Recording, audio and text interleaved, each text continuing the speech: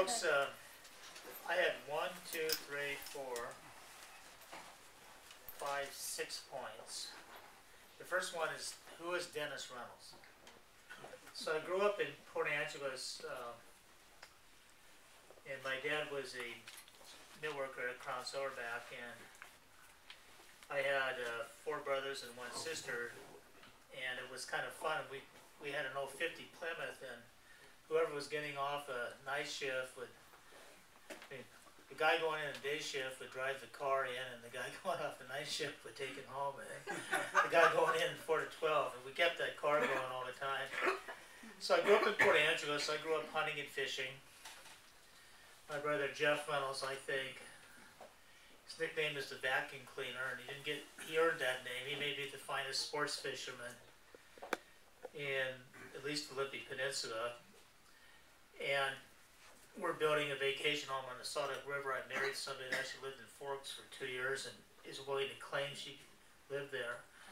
If you know what Forks, Washington is, if you know what a skid house is, and if you know what the Forks burn was, you grew up in the Pacific Northwest in the 50s. And my approach is a lot like your approach. We could have built a 3-foot wide trail down a steep bank to the Salt Lake River, which I think is a national treasure, and I spent tens of thousands of dollars more to build a walkway that has just 2 supports and floats down the bank, and you can't even see it from the river.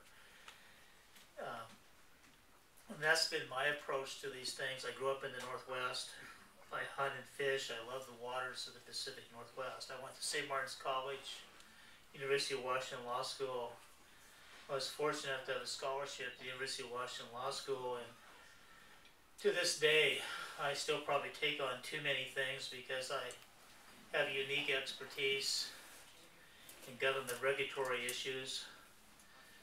And I thought I was sent to that school, and I just think I have a public obligation to help people through the system. I was an assistant attorney general for 12.5 years. In that capacity, I tried some of the cutting edge environmental cases in the state. I tried the 3rd case ever before the Shoreline Hearings Board.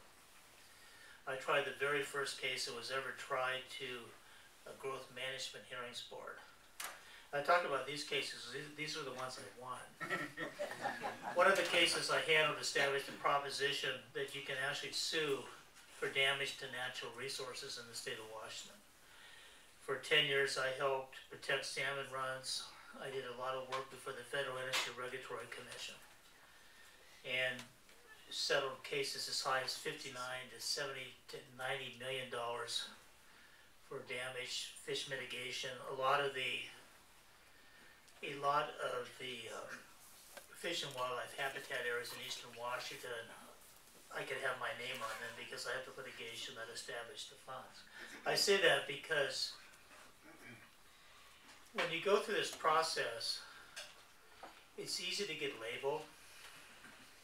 And it's even sometimes you get name called. And I can get labeled as a property rights advocate, yet my personal philosophy and my background is to fight for the resources of the state of Washington. In every major project they have, from power dams, large marina projects, oil pipeline cases, whatever they were, we've always had mitigation to mitigate significant adverse impacts to the environment. And so do you.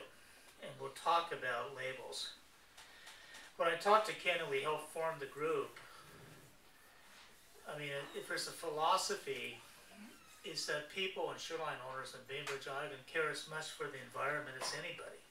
I don't have people coming to my office, and it still is extremely substantial practice, that is trying to get around, but we don't want to do what the law says. No one comes into my office and says that. Their position is, I'm willing to mitigate for every impact that's conceivable. Why is staff telling me I simply can't do it? That's what I hear all the time. So with the background I have, I've established my own firm on the island after being in large Seattle firms for 23 years. And I associate, I probably had at my Christmas dinner 10 to 11 different attorneys I used last year. We're all dedicated to one proposition. We are here to make the laws work